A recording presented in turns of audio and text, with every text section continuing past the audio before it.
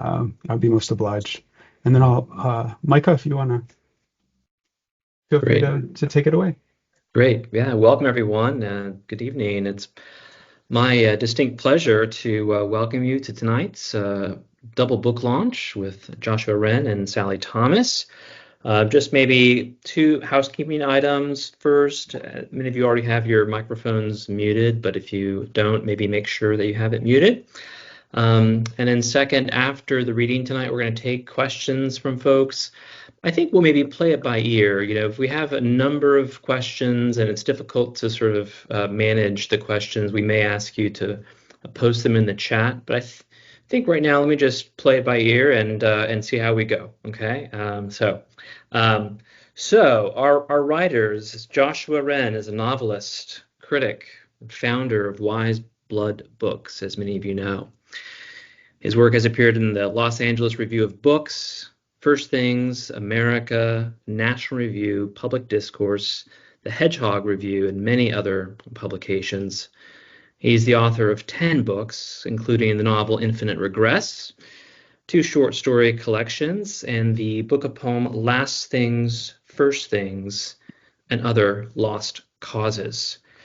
He's the co-founder of the MFA program at the University of St. Thomas in Houston. And his latest book is, of course, this, Blue Walls Falling Down, from which he's going to read tonight. So it's a pleasure to be here this evening with Joshua.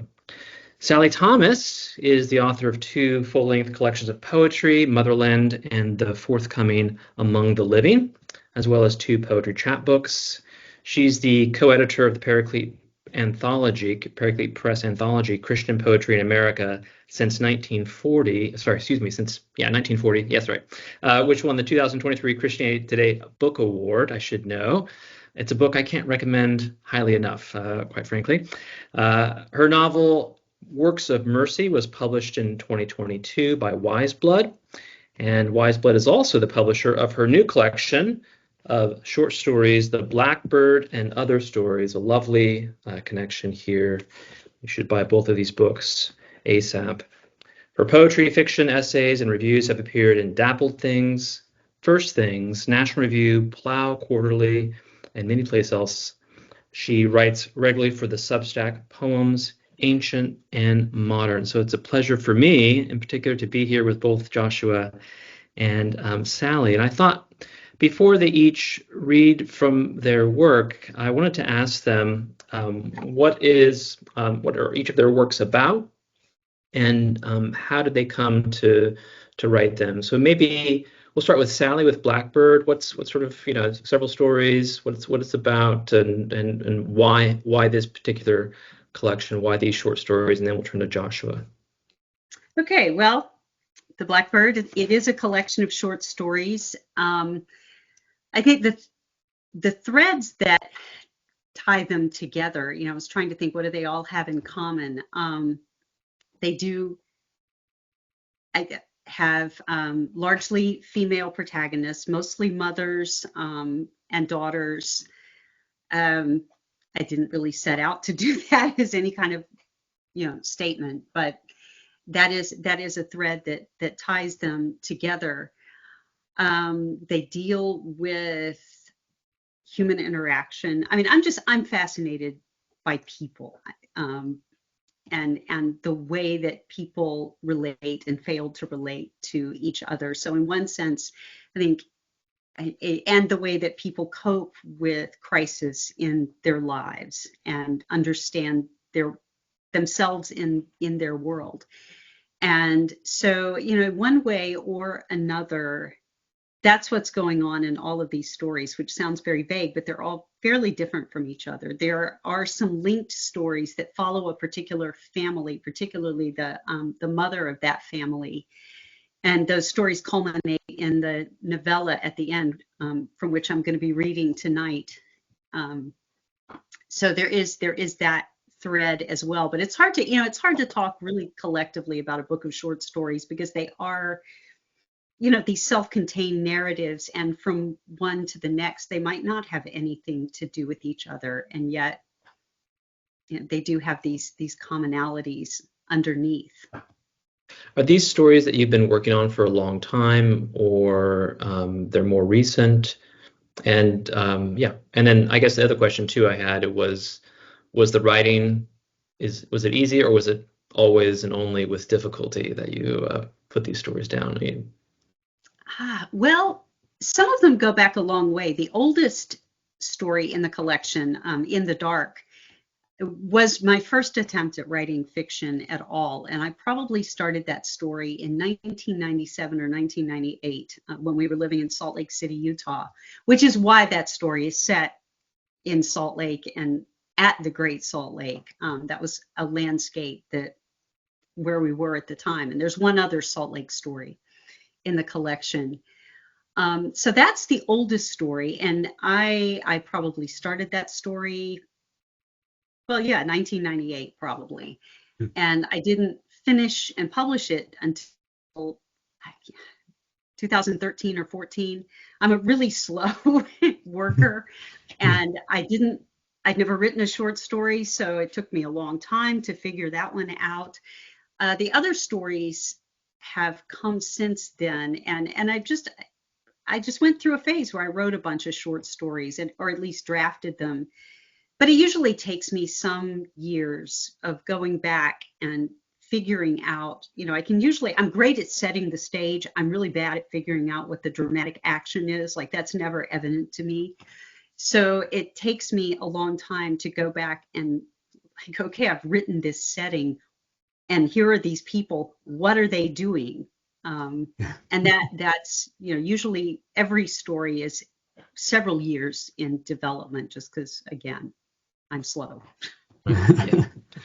Joshua, how about you? Obviously, this is a follow-up to Infinite Regress. Tell us a bit more about Blue Walls Falling Down. Yeah, so first I just want to say to Micah, on behalf of, I think, all of us here, just how grateful we are all for everything that you do with Prufrock. I know that I can speak on behalf of everyone here that we're all in your debt for your dogged committedness with that newsletter over all of these years and probably decades at this point. So thank you so much for that. And also, it's just an honor to be here with Sally and to see so many students. And then I also just want to say thank you to Mary Finnegan, our deputy editor of WASLA Books, who, of course, did a lot of unsung work in the background to make sure that the evening would come together. So thank you all so much. I think in terms of the origins of the novel, of Blue Walls Falling Down, it as with my other fiction, there's a kind of a confluence of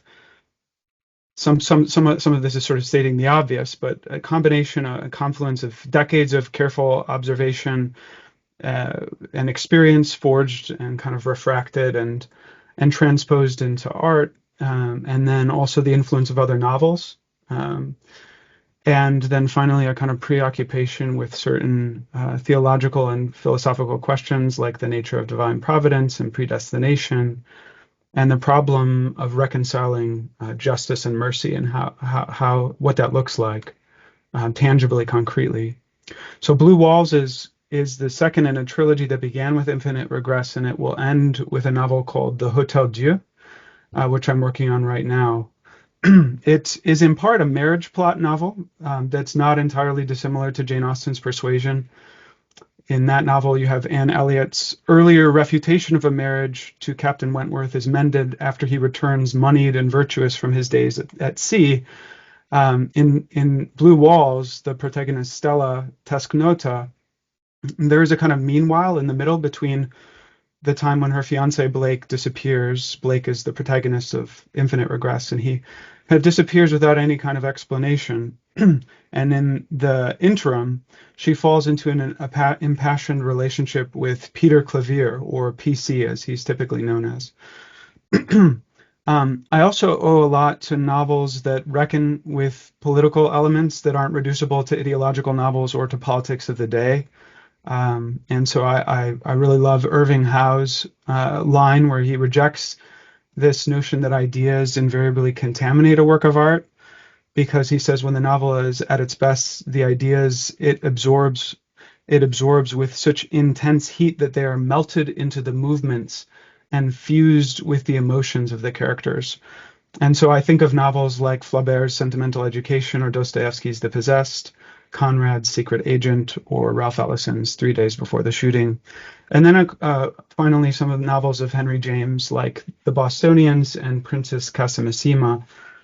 Speaking of Henry James, his depiction of how a character arrives, he calls these characters who kind of show up at his door donies, and it's the way in which they become your muse. This really resonates with me a lot. In his preface to Portrait of a Lady, he says, as for the origins of one's wind-blown germs themselves, who shall say, as you ask, where they come from? Isn't it all we can say that they come from every quarter of heaven, that they are there almost at the turn of the road? They accumulate, and we are always picking them over, selecting among them. They are the breath of life. And he says subsequently in the same preface to Portrait of a Lady that he met the protagonist of that novel, Isabella Archer, as a particularly engaging young woman whose image floated into his mind like so many memories carried on the current of life. And only after some time of dwelling with her did she all urgently, all tormentingly betray the way that she bent toward her fate, is the way that he puts it. And he says, if I watch them long enough, I see them come together, I see them engaged in this or that act and this and that difficulty. But millions of presumptuous girls daily affront their destiny, he says. And what is it open to their destiny to be? At the most, that we should make an ado about it. So in other words, why pick one of these particular donies or these visitors, these muses who just sort of show up in images? And he says that the only explanation that he can give is that they insist on mattering. And I would say that that's a very apt description of how Stella Tesknota showed up for me. She visited me in a vision in a dimmed blue-walled room holding a baby, and that was all that I saw. But the follow-up questions immediately emerged, which is, how did she get here? Whose baby was she swaying to sleep? And she insisted on mattering. And as I listened, I lingered, and I found that she had just returned to her childhood home. And then from there, home became a significant concern and theme of the novel. And at one point, the working title was Nostos, which is, of course, the Greek word for home. It's where we get the word nostalgia. And Stella Tesknota, her last name Tesknota, means yearning or nostalgia. So this theme of homecoming, and it begins, of course, with the Odyssey of Homer, Odysseus yearning for home after pining for Penelope and Ithaca. Especially the more that he's prevented from coming home, the more that he yearns for his homeland. But then when he arrives, his homeland is unrecognizable to him. He's asleep, and his faithful swineherd, right, is not entirely giving him good news. So all of these yearnings and this nostalgia for home has been kind of disrupted. So I really wanted to extend that thematic concern. And, this is one that a lot of the novels that I love play with. In the end of Joyce's Ulysses, the Nostos section, after a long, really absurd day it's not an ordinary day in Dublin. I don't care what anyone tells you. It's an absurd day of wild adventures. And then Leopold Bloom invites Stephen Dedalus into his home, and it feels like finally he's arrived. He has ceased his restlessness, and Bloom pulls out his favorite cup, serves him a cup of hot cocoa, and then Stephen basically says, no, thank you, I'd rather not stay, and he disappears into the streets of Dublin. And so there's this kind of idea in a lot of these novels with homecoming that there's this yearning to return, but once characters find their return, they are still dissatisfied.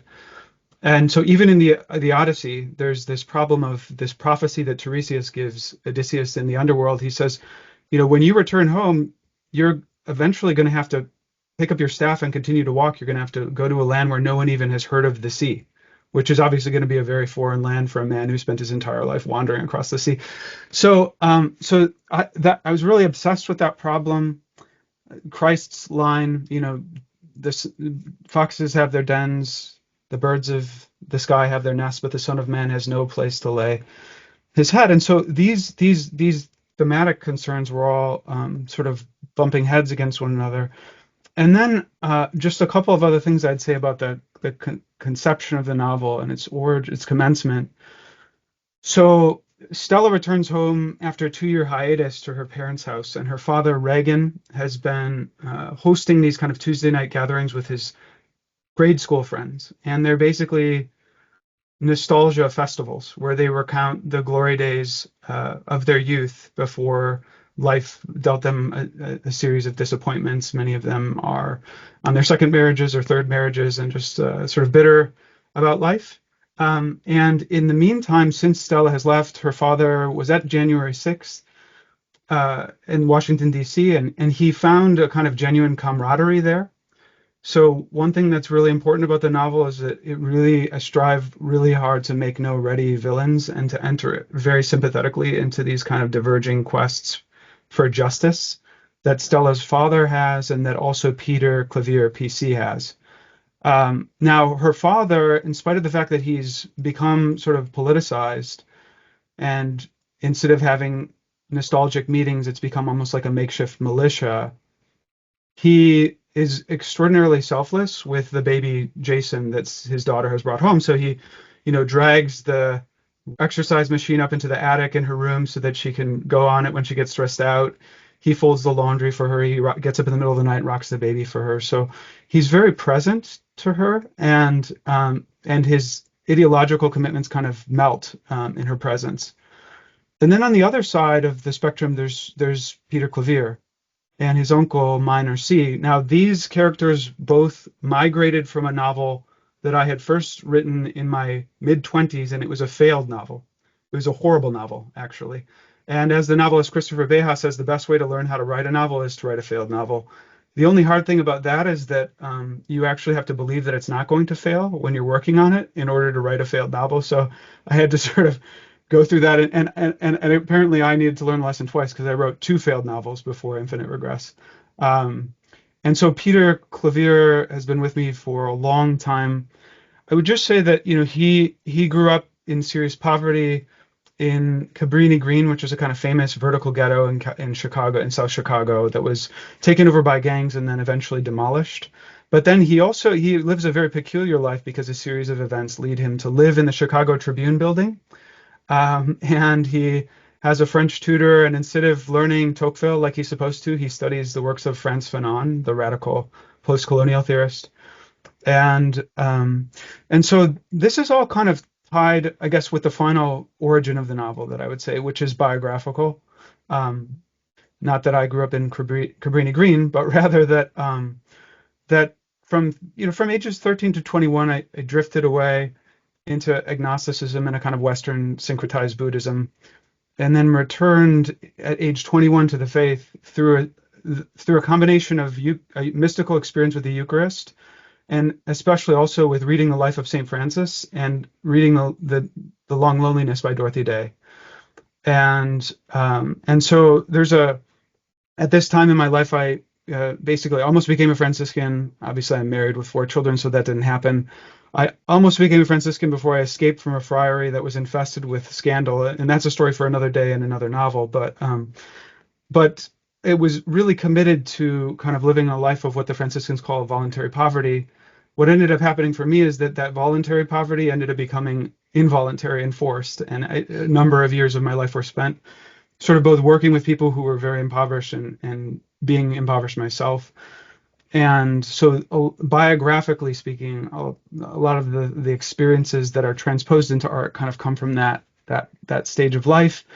And there's a line in Dorothy Day that's kind of a guiding light of the novel, and that is that it's attributed to her. I actually don't even know whether she said it, and I've tried to find the source, but everyone wants a revolution, but nobody wants to do the dishes. And I'll just end with saying that there's even a scene in Blue Walls Falling Down where Peter Clavier has gathered everybody out in the neighborhood he's rallied them all to build a traffic circle because there's a particular block in South Chicago where people keep driving 70 miles an hour down the street and people keep getting killed. And the police are doing nothing about it because it's post-COVID and it's stand back, kind of, defund the police. And he just says, he literally rallies everyone take the wreckage off the side of the street and to make out of that wreckage this traffic circle. And he stands on the top of the traffic circle and starts delivering the speech. And Stella, he's living with, they're lovers at this point, is terrified that he's going to die because these cars keep playing chicken with him. And he will not come down.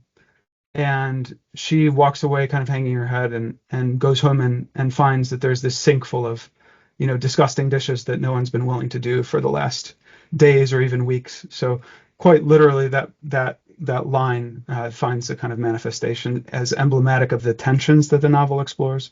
So there are other things, but I've already spoken longer than most Irishmen at this point, so I'll stop there. Just a quick question. Did you plan to write a trilogy, or is this something that just happened as you began writing? Yeah, well, I mean, part of it is a kind of, it's a fate that's difficult to escape as a Catholic with Dante, actually. But I didn't necessarily set out to write a trilogy, and in fact, I would go so far as to say that Blue Walls Falling Down is intentionally a loose trilogy in the sense that it can be read on its own without anyone having read Infinite Regress, and I did that very carefully and intentionally. I'm actually not sure whether the Hotel Dieu is going to turn out the same. In other words, to make sense of that one, you might have to have read the first two, which I'm basically just doing because, the novel is in a state of sociological decline, and I'm trying to just come up with any marketing scheme that I can get for people to buy the entire trilogy. I'm just kidding. So. That's great. Yeah. Right. Well, let's have both of you read something. So maybe Sally, if you could start us off, and then again, we'll save our questions to the end, but be thinking of questions you'd like to ask either one of these authors, and then we'll go to Joshua. Okay. Well, as I said, I'm going to read a little bit from the novella that closes the story collection, a longer story called The Happy Place. And the things that you need to know, the setting, I said I was good at setting, not good at dramatic action, or at least dramatic action takes me a long time. The setting here is a beach house on an island off the Alabama coast.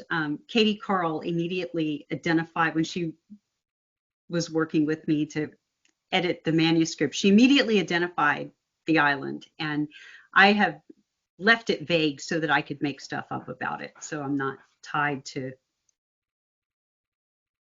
having to get my facts straight about this actual geographical location. So we're on this island in this beach house, which a woman named Amelia has inherited from her mother, Caroline. And Caroline, in several of the linked stories earlier in the book, and Amelia is sort of a side character, the daughter, who has this very friction-riddled relationship with her mother. So as this novella opens, Caroline has died, and Amelia realizes that they've never sold the family's beach house. And so she has come to that house with her second husband, Kurt, her daughter, Mallory, who is 12 from her first marriage. The other people that you need to know about, because they'll show up, Caroline, her mother, is mentioned, and Michael, her ex-husband, Mallory's father, and also her mother's caretaker in the nursing home, Lakeisha, is another character who appears in this little section that I'm going to read. So they've been there for a couple of days so far, and some disagreements, some conflict has started to surface over what they're going to do with this house. At daylight, Amelia woke to the noise of gulls, a mingled smell of paint and frying fish, and Kurt and Mallory's voices. For a time, she lay in bed listening to them. "Careful," she heard Kurt say, over an aluminum clanking that signaled the moving of the ladder. Mallory said, "I put a drop cloth down. I'm not dripping on the floor. I can get this haul done before breakfast is ready." "Go for it." Fish sizzled as Kurt turned them. "I didn't think fish were a breakfast food," said Mallory after a moment. "You can eat fish anytime. In England, they eat smoked herring for breakfast. Kippers." "Huh," said Mallory without interest, but Kurt continued down a thought trail of his own. "I could get a smoker," he mused. No reason why you couldn't kipper a white trout or a redfish or whatever you caught down here. We could have kippers for Christmas breakfast, just like in E. Nesbit or Narnia or something. Are we coming here for Christmas? Mallory was incredulous. Slap, slap went the sound of her paintbrush outside the bedroom door. Don't you think that's a good idea? The guys could come. The guys are Kurt's sons.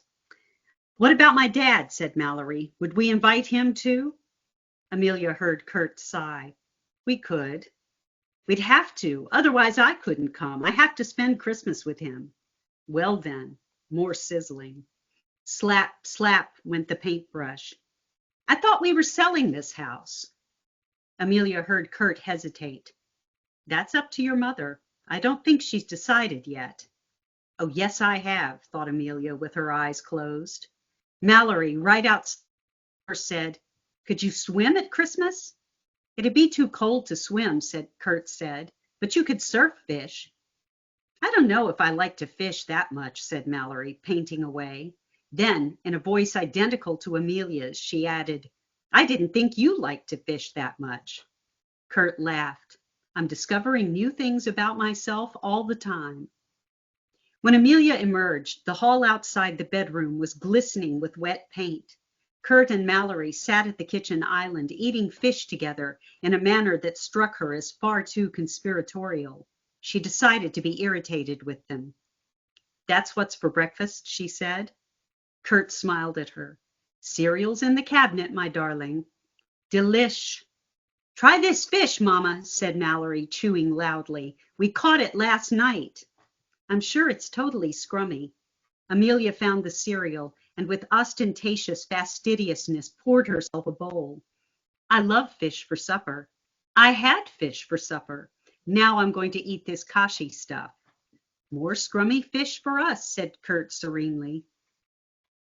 After breakfast, Amelia picked up a paintbrush and began on the third living room wall. By afternoon, working together with the fast-drying latex, they had finished a credible first coat. Both little hallways, both bedrooms, the bathroom. If you looked closely, Amelia thought, tell that they hadn't gone over it a second time yet. Maybe they would get to a second coat, and maybe they wouldn't.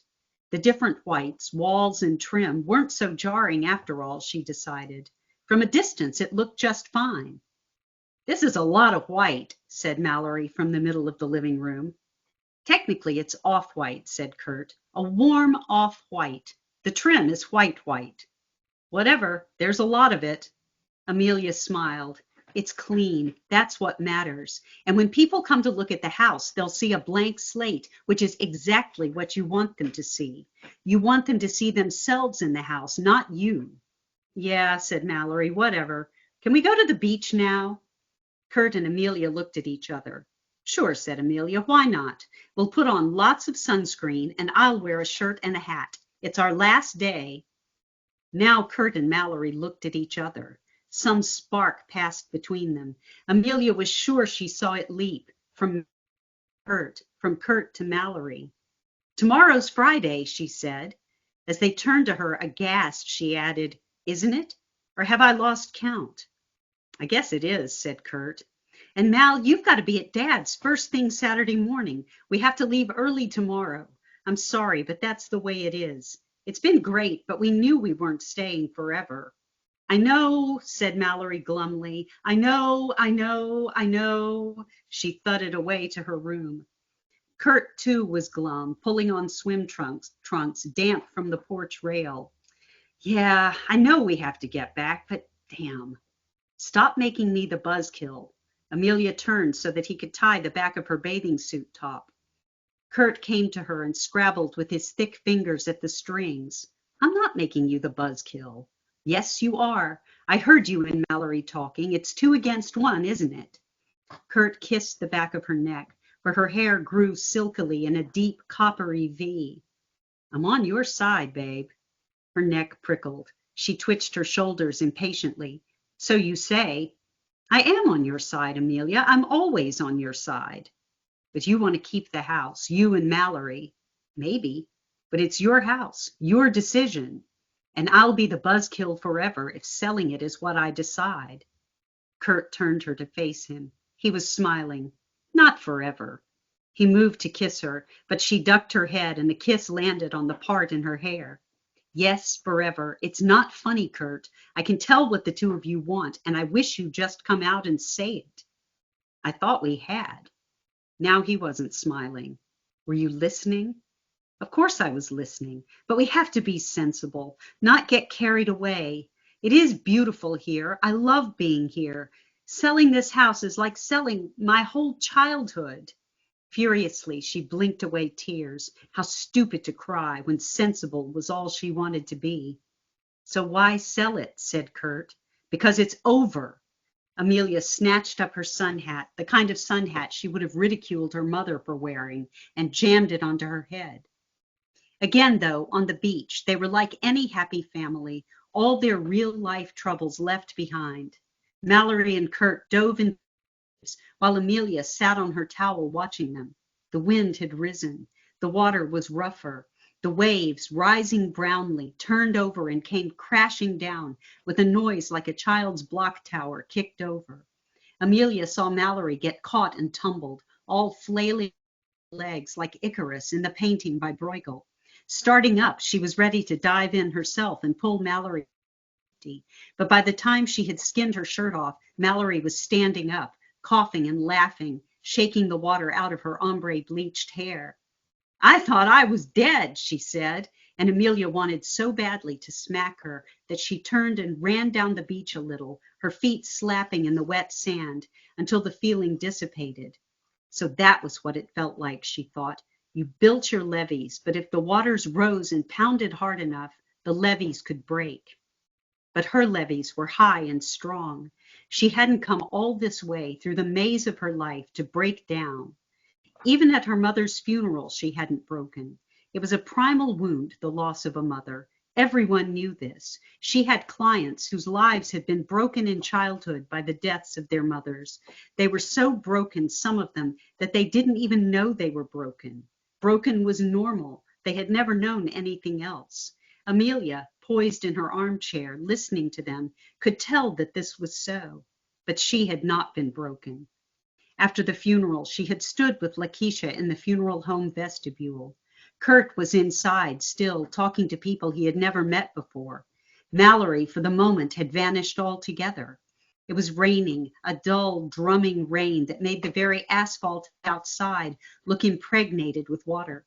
Through the glass door, she had seen the long, low wing of the memory unit. Though the funeral home did not actually occupy the same property as the transitional living community where her mother, through several transitions, had lived out her last years, it was close enough to stand as a reminder to anyone with enough mind left to think about it. Lakeisha was wiping the tears from her cheeks. You'd think after all this time I wouldn't cry, but I get attached to them every single time. I always tell myself I won't, but I do. Amelia had patted her shoulder. Even through the unreality that always seemed to accompany a death, she felt that this was backward. Shouldn't she be the one grieving? Shouldn't Lakeisha, the professional caregiver, be caring for her a little? But then Amelia was strong. Death couldn't break her. Even if all this was backwards, it was the way it was. She went on patting Lakeisha. She was a good lady, Lakeisha said. It was a privilege. You saved our lives, said Amelia, the expected thing to say. The next thing, she supposed, was to say that Lakeisha had become one of the family, but they would both know it wasn't true. The family, what was left of it, had kept its distance. Lakeisha wasn't part of them at all. They had paid her not to be part of them, to do what they wouldn't do. Lakeisha wouldn't have done it for free. But there she was, crying for Amelia's mother, all the same. And there was Amelia, dry-eyed, patting her through the navy blue polka dot dress that looked like a costume, so accustomed was Amelia to the sight of Lakeisha in purple scrubs. Now Lakeisha stood dignified, even elegant, in her dress and heels, her lipstick. She's a pretty woman, Amelia thought, with a little jolt of surprise. She went on patting Lakeisha to comfort her in her loss. Finally, Lakeisha turned and hugged her. Amelia was aware briefly of the scent of Jergens lotion, the same lotion her grandmother had used, and through that, the warm smell of Lakeisha's own skin. Then she was alone in the vestibule with the pummeling noise of the rain. They had made a transaction, Amelia thought. She had sold Lakeisha some human grief, and what had Lakeisha paid her for it? Sole rights again to her own mother? Lakeisha would go on to care for someone else, and eventually to weep at that person's funeral. She would forget Caroline. Eventually, someone else would sit holding a Christmas card that played a tune. The face would be different, but the expression would be the same. That person, too, would like colored lights and carols. That person, too, would never notice whether his or her children were there. Lakeisha would hold that person's hand as she had held Caroline's. But at death, the memory of that person who had had no memory would be folded up, handed back to the family to keep. Here was Amelia now, walking down the beach, seeing the little sandpipers that skittered before her to the water's edge and back again. Their tiny V-shaped prints faded almost instantly into wetness. She was thinking how she had wanted only a moment ago to slap Mallory for having been tumbled in the surf. The greater your love was, the more it could make you want to break the person you loved to keep them from some worse harm. But if you hadn't loved them enough, what then? Oh well, she shook herself. It was a long time ago. She had grown up. She understood things, had arrived at terms. She had left Michael, and the world hadn't ended. Mallory, whom she had agonized about, was fine. She had Kurt, her whole new life that shimmered before her now like the Gulf.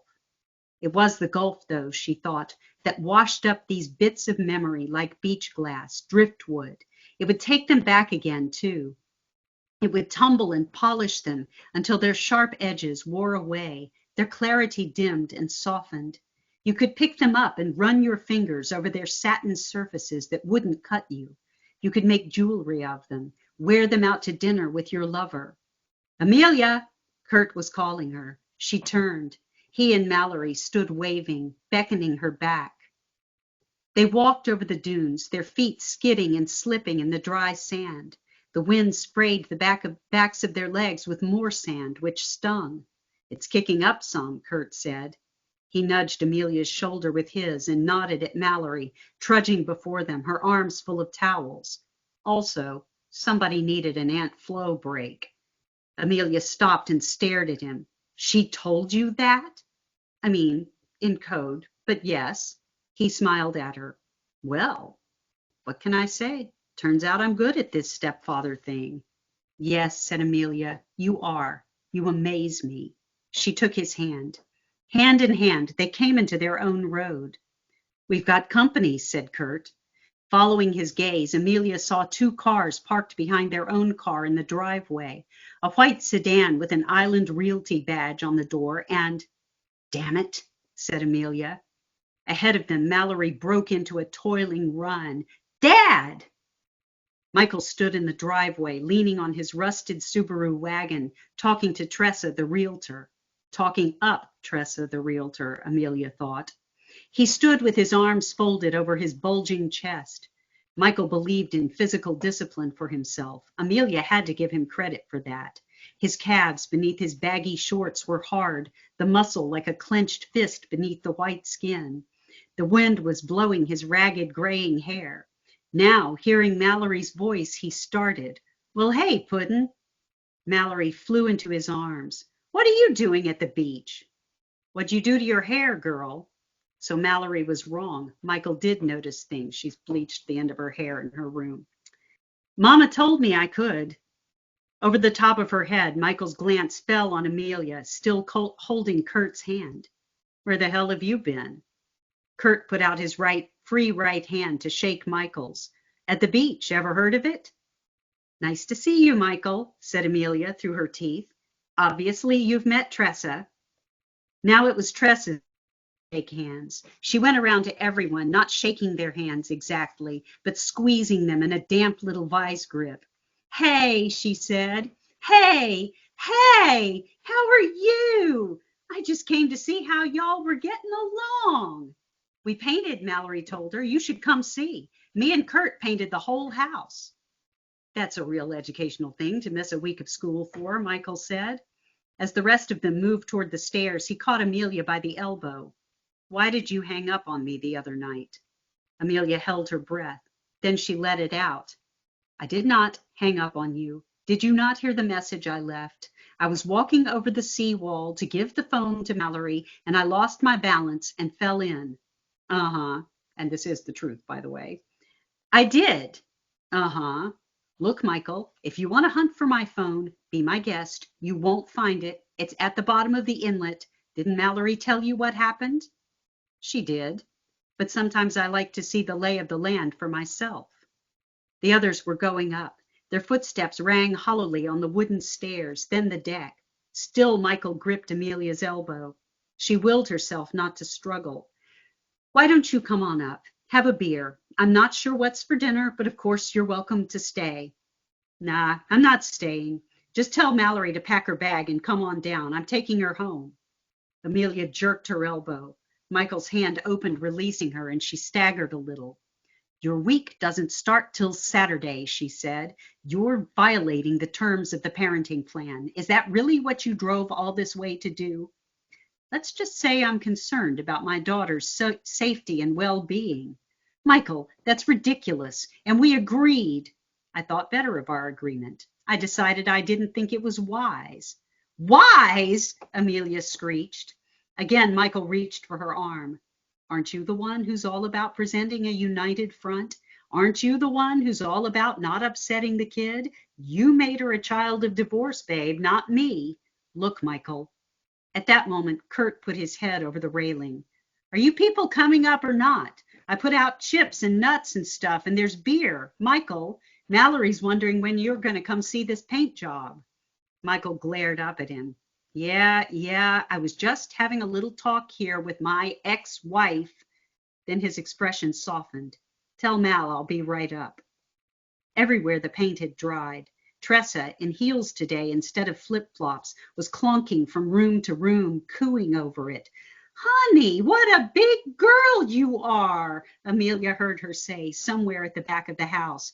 To help your daddy like that. He's not my daddy, Mallory's voice replied. He's my stepdad. Well, you're a good helper anyway, honey, and that's what matters. So you can just imagine, hilarity ensues. But we'll just leave them right there with Tressa. Thank you, Sally. That's lovely, funny, and wise. Joshua, why don't you read something from Blue Walls? Yeah, so just a little bit of a setup. I should say a little tiny bit more about Peter Clavier in that Stella, in a kind of state of despair over her fiance Blake having abandoned her without any explanation, throws herself into a really tough teaching assignment in South Chicago at a school called St. Cabrini's.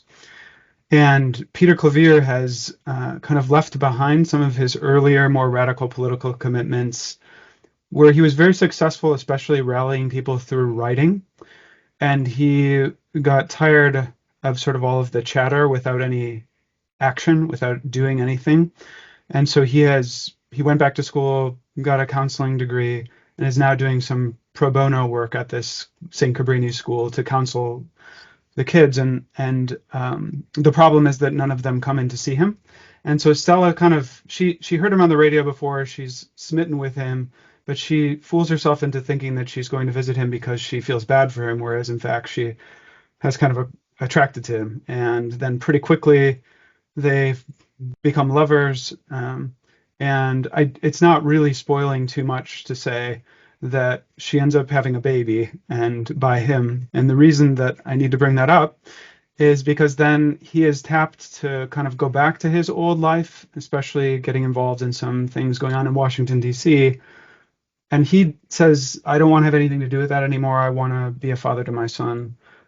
Please let me stay. And her response is to push him away and not really give an explanation. And that's one of the things that the novel explores is why does she push him away? But meanwhile, she moves back in with her parents. And so this is where this scene that I'm going to read, which begins with the first paragraph that I wrote. at the commencement of the novel.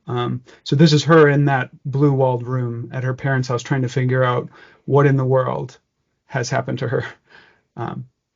So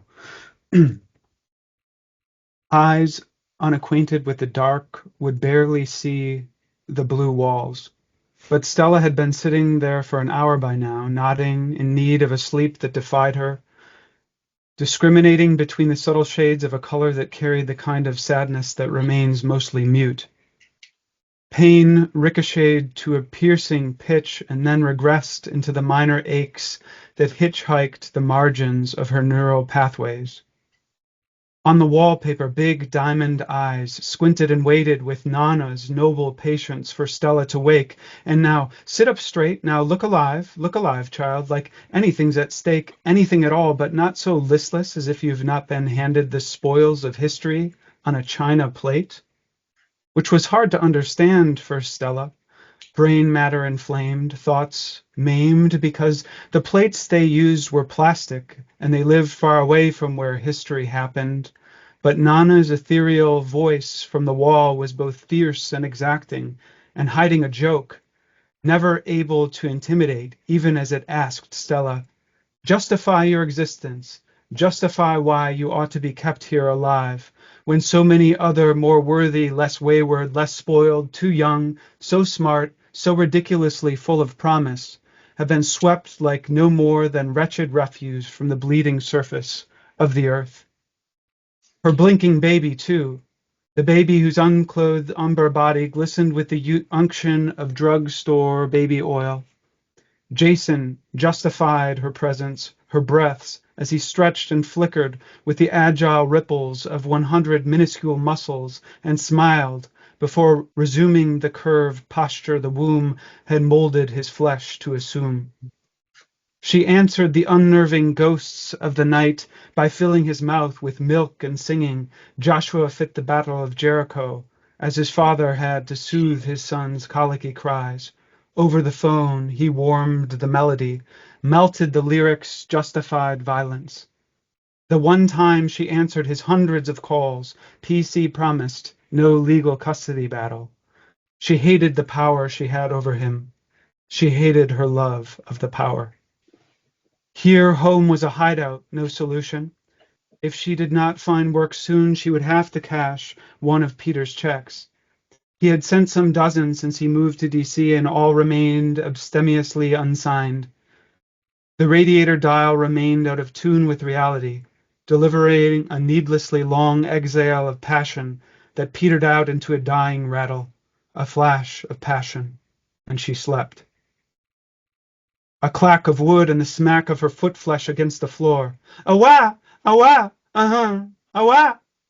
Outlandish in this too-still house, the house whose creaks could keep you up, whose basement mice could be heard running across all rafters, from the basement to the attic, ceiling, spiderweb peak. A cry, a baby. Whose baby? Mine, oh God, mine, oh my God, what time is it? Is it time? Out of mind? Out of mind?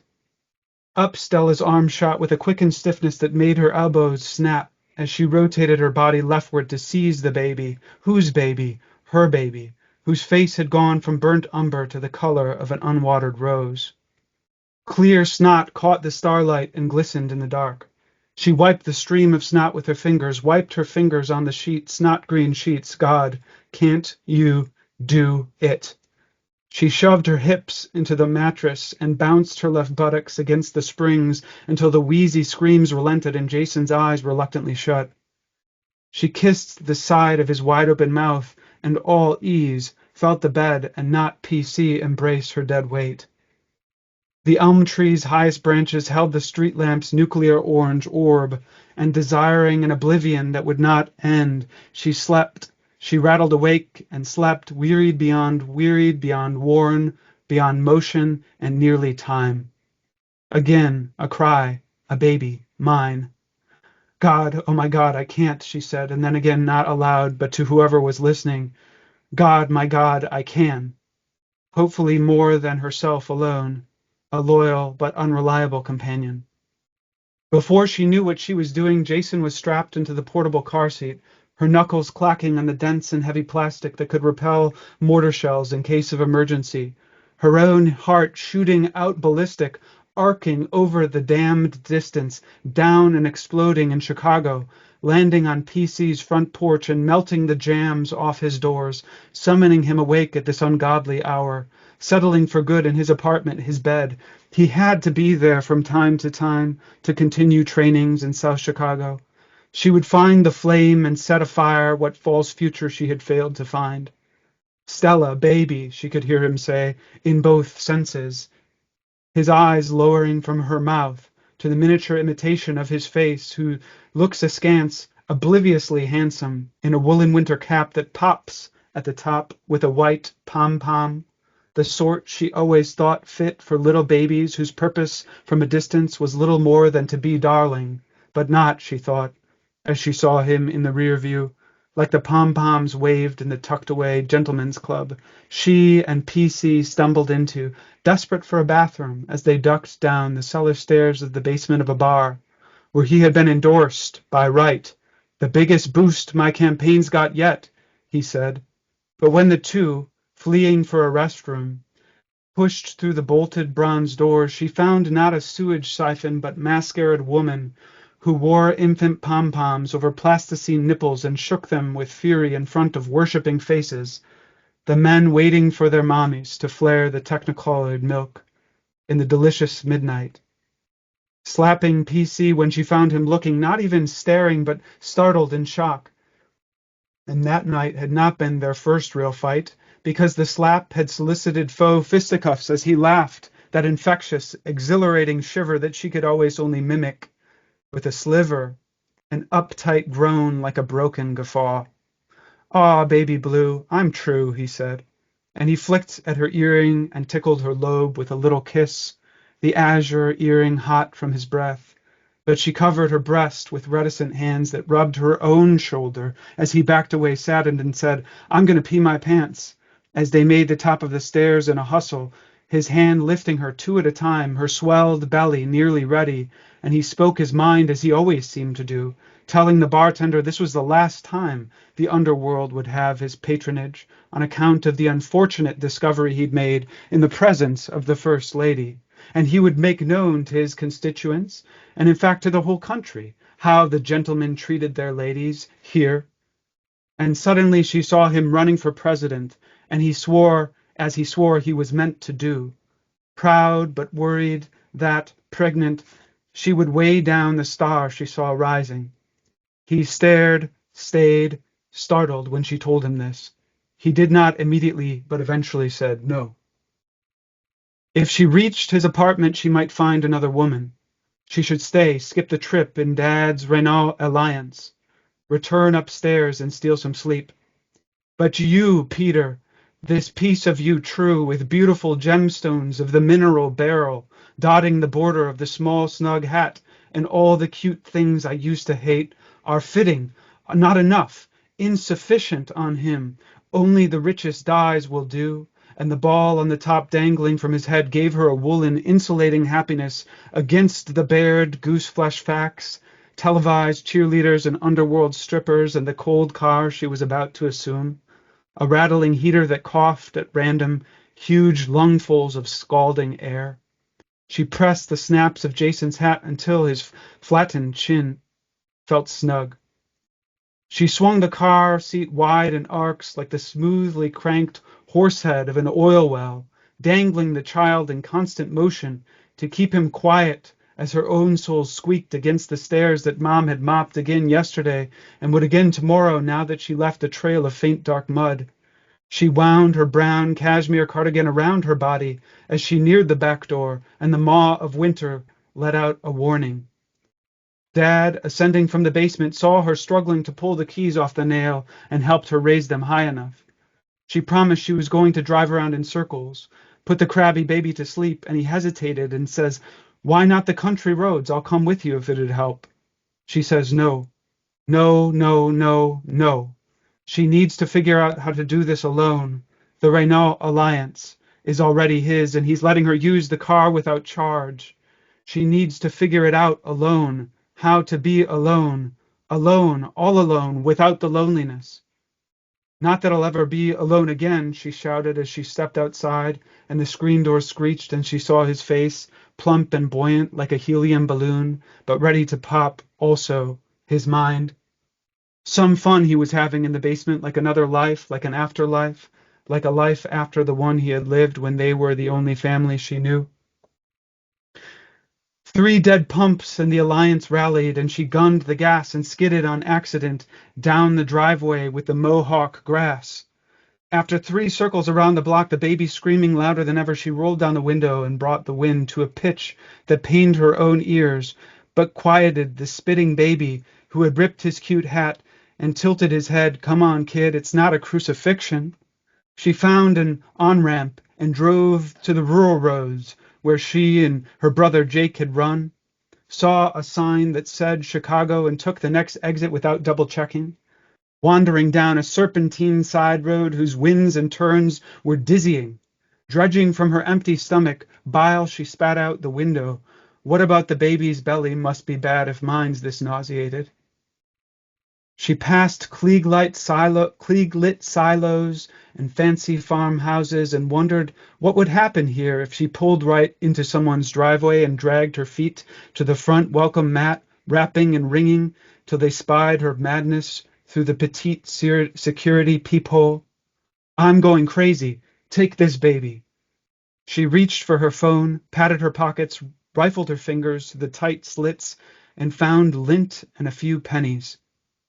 Insane, she left the phone at home. I'm going crazy. Take this baby.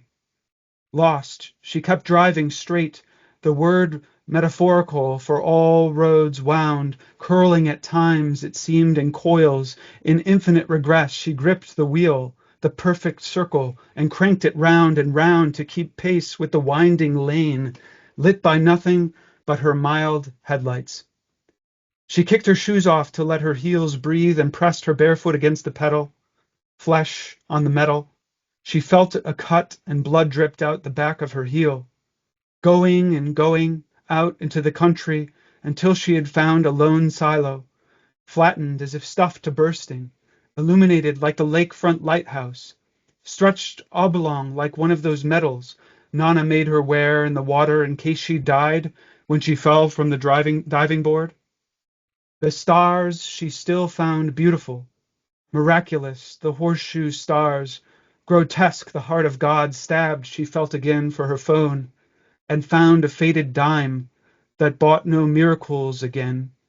And then on Jason's booties, dangling from the keychain Nana won from friends at a game of patience. She saw the medal, she must have seen it, in the rearview mirror already. She swerved the car into the shoulder, pressed the brake with all her left foot, her right foot bloodied beyond use. She tried to find a path to the silo, strapped Jason to her breast with a wrap, and slipped in a mottled clay and dirt trench a deep meridian protecting the cornfield, whose husks swished whispers in the untold night. Baby still screaming as she bared her breast, refusing the chewed and purple nipples she had offered unscathed to his father.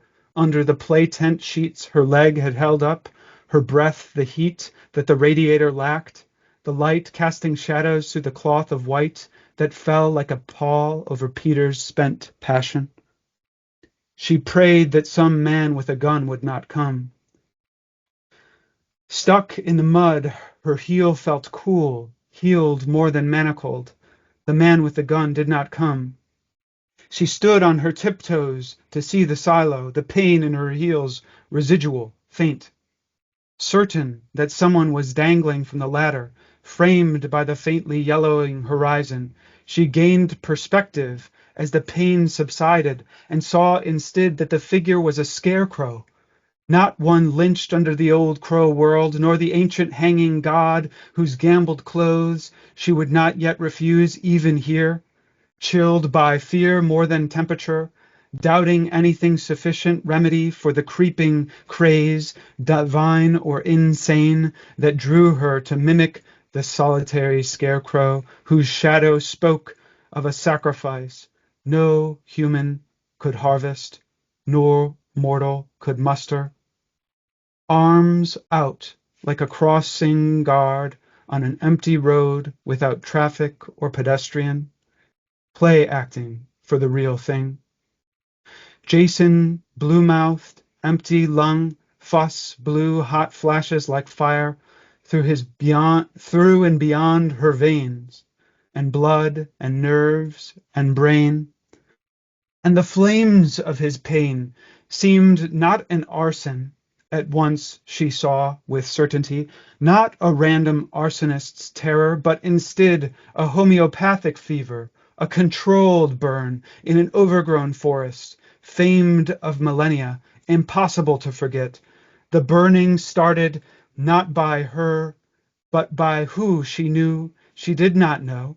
If she once did, she hardly now could. The burning in her son, laying waste inside her, her heady breaths filling her belly, expanding what once had been her womb. Each of his screams, a new contraction. In what new labor? Toward what delivery? Something she fed and was fed by also, was burned by, but could not be healed by. Or could she, healed by, too, the fire? She had passed to her son without will, without guilt of the kind that implies intention, but passed to her son none the less, except in so far as she would have done it, would have thieved the fig, the fire, would have laid waste to the primordial forest anyway, were it hers to burn. Even if she in fact had not, she would have done whatever it was, whatever this pain was a punishment for. Shivering, she stared at the scarecrow's shadow, his form ragged-edged by potato-sack clothes that bore an affront against Wisconsin winters. As if watching the shadow of the clothes he wore were the same as wearing them. I've gone crazy. Take this baby. No one takes the baby whose bellows are answered by the barn-warmed cows, the querying who of a stern owl, alighting like a judge, keeping unbinding court from the gutter ridge of the broken-down barn whose cracked wood yet kept the cattles indoor. The judge imposing his wearied eyes, casting them down upon the petty trespasser, as if scoffing as he takes regal flight in a heavy flap of well-fed feathers. The man with the gun does not come. She slinks her heeled heel into the alliance, and as soon as she leans the seat horizontal, she hears the baby's scream weaken. She worries he's dying and longs for his wailing. I've gone crazy. Take this baby. She wakes in a species of endangered silence. Even her parents' place, which seemed like a monk's cell or a pleasant coffin when she first settled in, sounded, compared to this, with the constant hum of machines and fans, heaters and coolers, the undying traffic on the free highway. But here the quietude is in full harvest, a level of soundlessness that makes her nervous. She slips her shoe around the wounded foot and stumbles, stupefied, in the middle of the street. Jason, still and at last asleep, staring down the scarecrow's eyes. Big coal pieces she could steal for fire. She melds together from the metal of her mind a prayer. God, what meanings you could give or get out of one word when you mouthed it more times than you could tally. She climbs the rungs of the scarecrow's ladder and runs her arms through his sleeves and hears a hound mewling in the distance, nearing slowly, the sound of hunger, nearing, homing after blood, a hunting dog she could hear, like her uncle's. And she tries to descend the ladder, but is stuck, arms fixed, where the straw had stuffed her arms also like the telephone poles that reach cruciform forever down the highway. She imagined herself holding wires, telephone cables that reached to D.C. because he isn't back hunkering in Chicago with another woman, but waiting for me. When she slows her withdrawal, her hands come loose, and she feels the sting of the prickling straw as she lowers her body into the first light of the morning that would take her home. Thank you, Joshua. That was amazing. Very sonorous, wonderful section. So we've got some time for questions for both Sally and for Joshua. I think if you want to use the raise your hand function, we can do that. Or if you prefer, just to type your question into the chat, and then I can read those. And so if you have a question you'd like to pose to either one of them or both at the same time. While folks are maybe thinking of a question, I'm just scanning through here. I did have, Joshua, much of the novel is in the voice of Stella. How was it for you to write in the voice of the opposite sex? Yeah, it was, in the times that we live in, it might seem strange to say this, but it was surprisingly easy. Um, I definitely relied in certain sort of questions and asking my wife, or I also had extraordinary editorial assistance from both Katie Carl and Mary Finnegan on this novel, and so there were certain things that I definitely got wrong. Without their assistance, I would have made somewhat obvious maybe errors. But inhabiting her mind and her soul, her heart, that was all. It all came very very naturally to me. Yeah. Right. That's great. Other questions?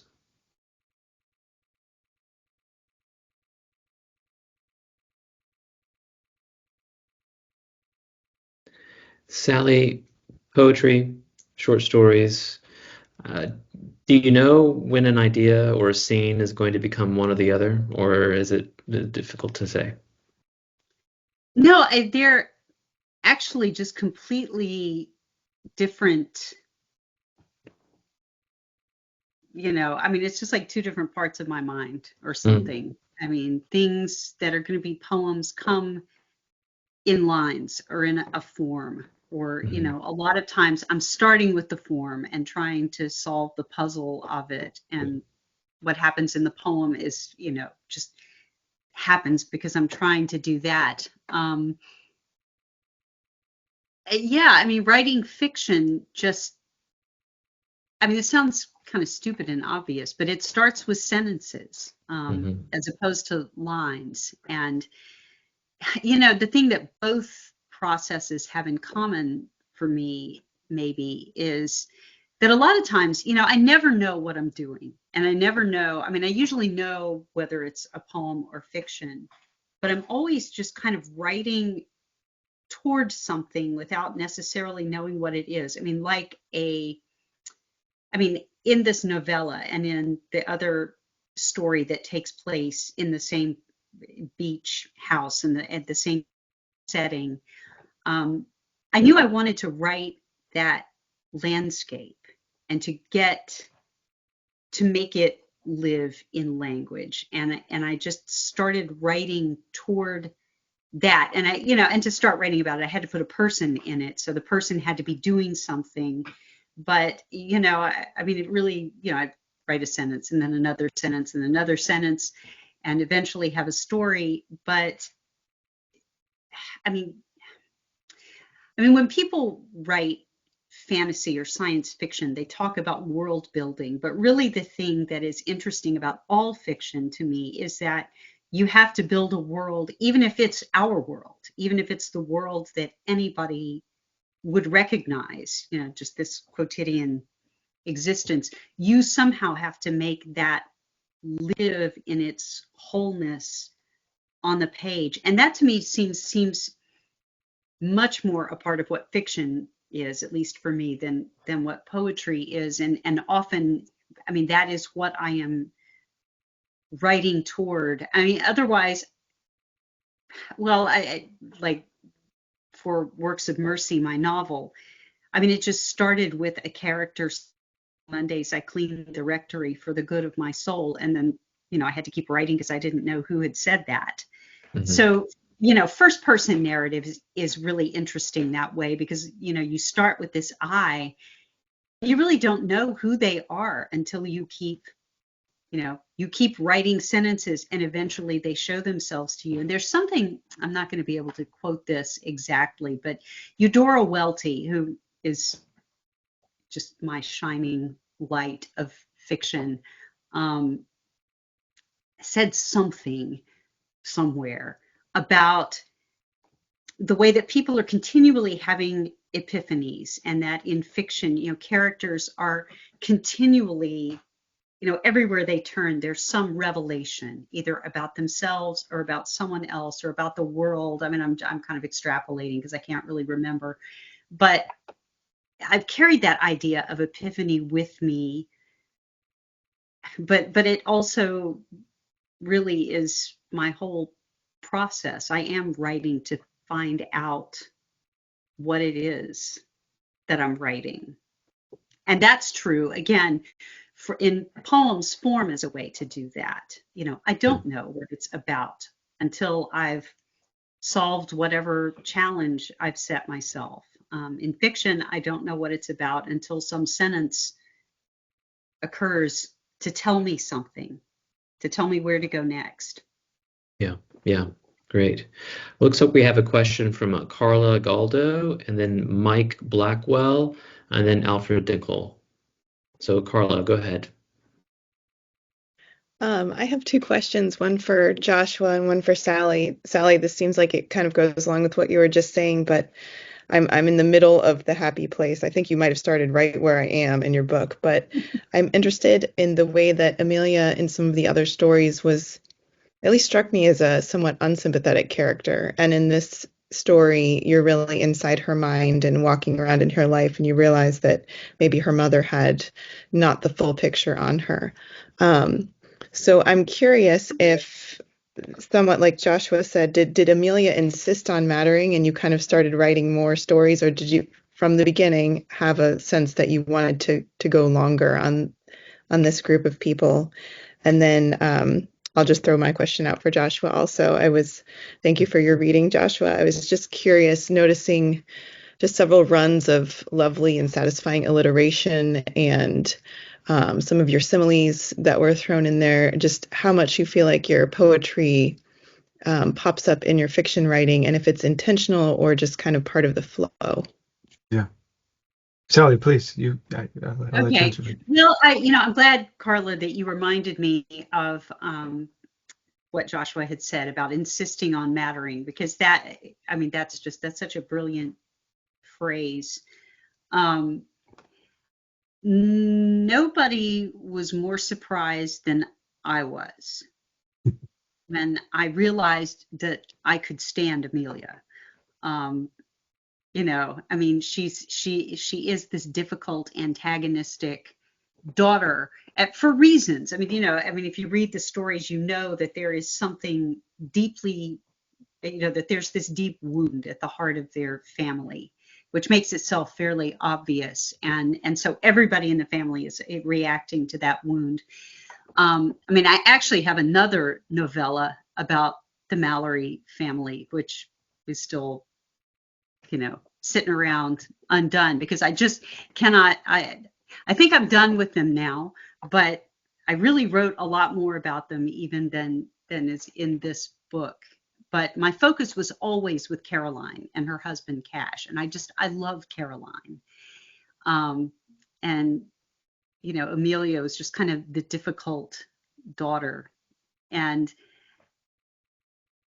I really don't remember how I started writing The Happy Place, except that I just started thinking about Amelia, and she just started interesting me, and she did insist on mattering to me more.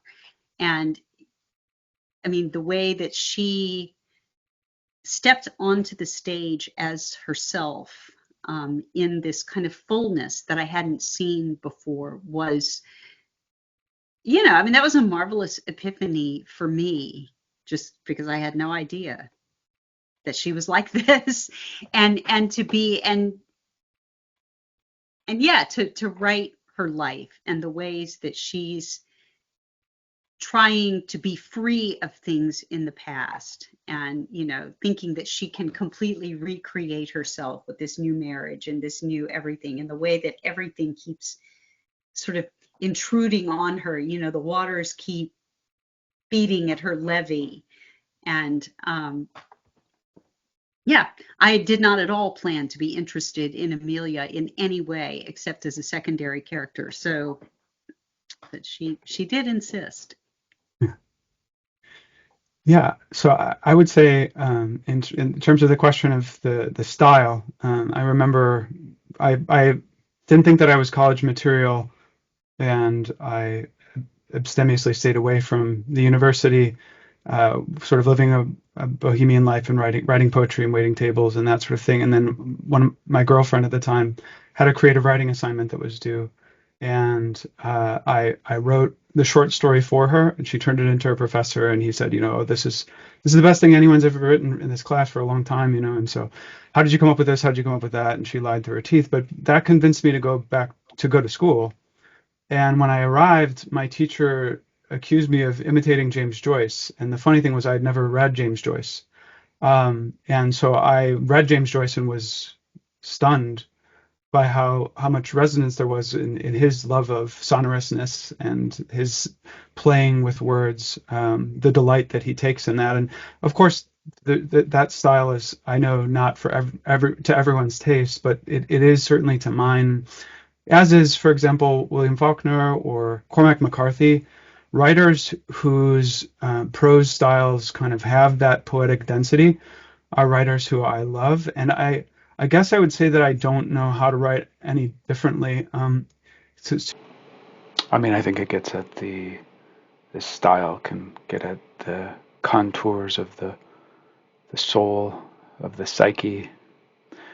It can find resonances between interior states of characters and the milieu and circumstances, the rooms that they find themselves in, the shape of the cosmos, and the state of the soul can be made manifest and articulated through this poetic style in a way that is lacking, or at least not as immediately possible, not possible at the same level of immediacy and intensity as other styles. So I think that's one of the things that really draws me to it. So the second part of your question, or the first part, George Saunders has this wonderful advice to young writers, basically, that a lot of times when you start out, you want to imitate your heroes, right? So I remember when I was really getting started, to be a more serious fiction writer, because I started right as a poet, I was trying to imitate Hemingway, and obviously his style is very different, foreign from mine, but I loved Hemingway, so I just wanted to keep imitating him. And then over time, I realized that this was a sort of a liability, and that the more that I tried to imitate him, the further that I would get from my own voice.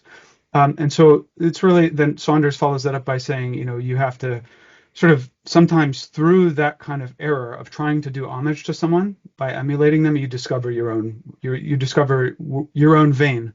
And that's kind of what happened in my situation. I guess I would say too, though, that even though there is a kind of especially lyrical and poetic density in the section that I read, not all of the novel is like that. And so I try to modulate those kinds of more lyrical swells for moments of great psychological intensity or dramatic intensity. And then there are other parts where the style is more subdued, to kind of reflect a more mundane passage of time, for example. So but thanks for the question. Mike, please go ahead. This question is for both of you. When you're writing, how often do you orally recite what you've written, or perhaps record yourself reading what you've written in order to gain, certain euphony? Never. I mean, that's a great idea. I probably should, but I don't do that while I'm writing. Yeah, I would say that I tend to arrive at the sound on the page rather than out loud. I remember stories about Flaubert sort of shouting his every sentence, shouting it down the hallway, to make sure that it sounded just right, orally. But that's not my way. Great, thank you. Alfred. Can you hear me? Yeah. Yes, we can. So my question would be for Sally. The novella that you read from, there are several other stories in the book that have the same family in it. Were you not ever tempted to just write a novel that connected them all? I mean, now you just mentioned that you even have another novella hanging around. Yeah. I actually did think I couldn't see necessarily turning any of the individual short stories into longer pieces. I thought about, what if I did sort of a novel in stories? And I tried to write some more that would fill in, and I still they're kind of there in bits and pieces, but they really didn't succeed. I mean, when I went back and I tried to do that to make, because I mean, that would be the obvious thing, right? Um, and it just didn't work for reasons that I really can't explain, except that the stories that are in, these finished stories wrote themselves pretty much, and nothing else I tried felt right. So in the end, I just wanted to put together a collection of stories, and I just thought, I tried them all different ways. I tried them all lumped together.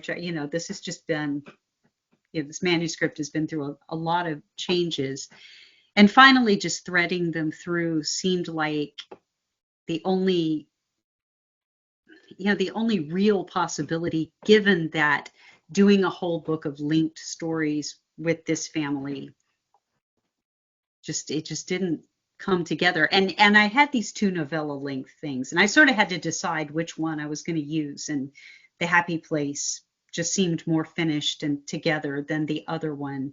I might go back to the other one at some point, and I just might have to have a lot of disparate stories about these same characters, and that just is maybe how it's going to be. But yeah, I did think about it, and part of me really wishes I had been able to pull it off. Well, and I think part, if I could just chime in just really quickly, I mean, part of what happens, is that you fall in love with your characters, and so you don't want to let them go. And this is one of the reasons I really love Balzac's humane comedy, because it's this 90 plus novels and novellas interlinked, and you'll have a character in one of the novels will be a protagonist, and then in the next novel he'll just be sort of this completely tertiary character who you see Right. maybe just walking down the street in passing. And what the effect of that is that you get a sense of what sort of life is like, right? In the sense that we're all second gentlemen in someone else's life. We usually think of ourselves as the protagonists of the world, but in fact, it is the case that we play secondary roles and supporting roles in many other people's lives, and as others do in ours. And I think sort of that's one way that you can kind of capture that narratologically, is by bringing characters back in other stories, even if they're not sort of at the forefront of the story. Right.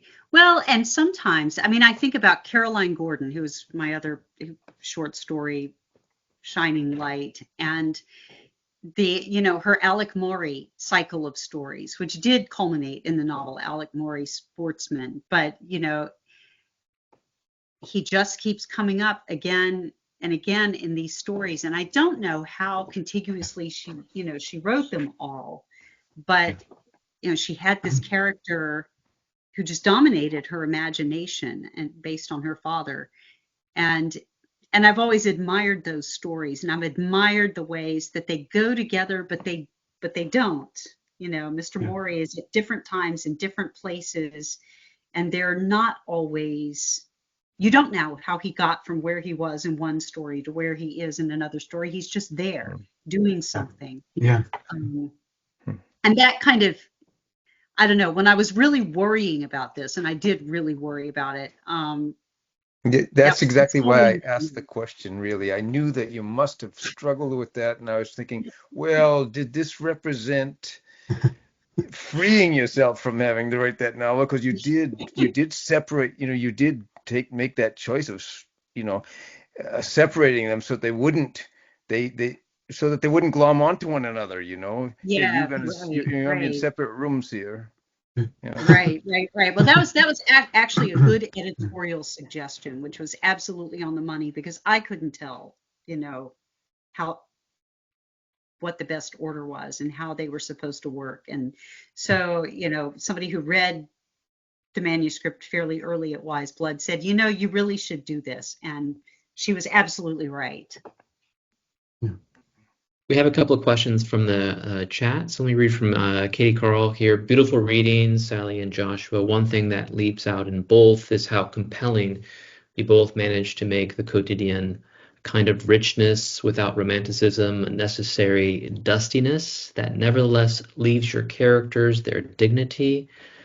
For each of you, what goes into the technical process of transposing the details of daily life into a dramatic form that holds the reader's attention? Yeah, so I'll begin. I mean, I think that sometimes what happens, and this is just drawing on the particular selection from tonight, is that a specific sort of image, very ordinary image or object, kind of emerges as both literally significant and then also resonating in several directions at the same time. And that would be the hat on baby Jason, with the sort of pom pom on the top, which has her kind of doing everything from ruminating on how she used to think motherhood was sort of this pathetic thing to try to make your child look cute, to being actually what she's experiencing now, which is, is losing sleep every night to keep her baby alive, to then the pom poms. I didn't read this part this evening, but I cut it out just for length purposes. But she also ruminates on sort of pom poms used by cheerleaders at the sort of now, NFL games, and the weird way in which there's this kind of affinity between the pom poms that the cheerleaders are using, and then that the strip club that her and Peter accidentally wander into when he's trying to go to the bathroom. And so sometimes an image will emerge that sort of begins very quotidian. She's got to put the hat on in order to keep her baby warm. You can literally see the breath of the heater coughing up as the scene is taking place. But then it sort of allows for a kind of a catapult into this broad survey. Not survey isn't the right word, but just sort of pressing into, probing sort of other concerns that are related in a way, in the sense that they're all revolving in some way around femininity and motherhood, and maybe anti-motherhood too in some of those instances. So yeah, that's just one example. But I will just say one thing that's been really fascinating for me. It's an idea of Holderlin, the poet Holderlin. So famously kind of withdrew from society and went and fell into madness. Whether that actually happened or whether he was feigning madness, I don't know, because there are differing accounts. But he has this really fascinating account of comedy that I can't sort of shake, and it's left a real impression, which is that as soon in terms of, and it has to do with treating everydayness or the quotidian. And he says that comedy is the form that treats everydayness traditionally, right? Like sort of tragedy is the things that are treated by the tragic are more elevated, noble, regal, right? And the tragic sort of looks down its nose on the comic. But he says that also there's a way in which when you treat something comically, you lend it a sort of larger significance than it actually should have, if that makes sense. So like instead of sort of giving dignity to everyday life, you make everyday life seem more fascinating than it actually is for most of us. And then I always bring up this because there's the extreme example of that is David Foster Wallace's The Pale King, where there's like 5 pages in a row where it just says, groovy Bruce Channing turns a page, Lyle Enright turns a page, Wild Bill turns a page, and it's all these guys in an IRS office literally just turning pages after pages, and it's the epitome of mundanity and everydayness without any kind of romanticization. And of course, like I'm not really interested in doing that because it feels a little bit gimmicky to kind of really do much more of that than Wallace has already done. He did it really well. But so I'm wary of like sort of in, I guess giving an aura of excessive importance or dignity to the everyday that isn't actually there. But that's why I cherish the realist tradition, which just lets the everyday kind of be unremarkable sometimes, you know. Um, Sally, anything to add to that? Yeah, I mean, I don't know. I guess, I mean, to make something dramatic and to hold someone else's attention. I mean, if something is going to be interesting to somebody else, it has to be interesting to you. Mhm. You know, I think about this every time I write one of these essays at Poems, Ancient and Modern.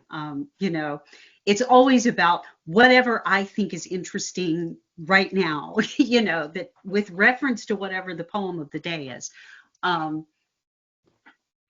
You know, and what I hope is that good sentences in, you know, which are driven by my interest in whatever it is, are going to be interesting. I mean, that's a big, you know, I don't know, trust leap, I guess. Just I have written it, therefore. Um, but you know, but I am genuinely fascinated by human beings. I mean, like my own life kind of bores me. But the person sitting next to me in the restaurant having a conversation, I mean, you know, I am that person, like not talking because I'm listening to what you're saying, because you are the most fascinating person on earth while you're talking about, you know, where you got your nails done or whatever. You know, just even the things that people find interesting, you know, that's interesting to me, even if I'm not interested in that thing. Um,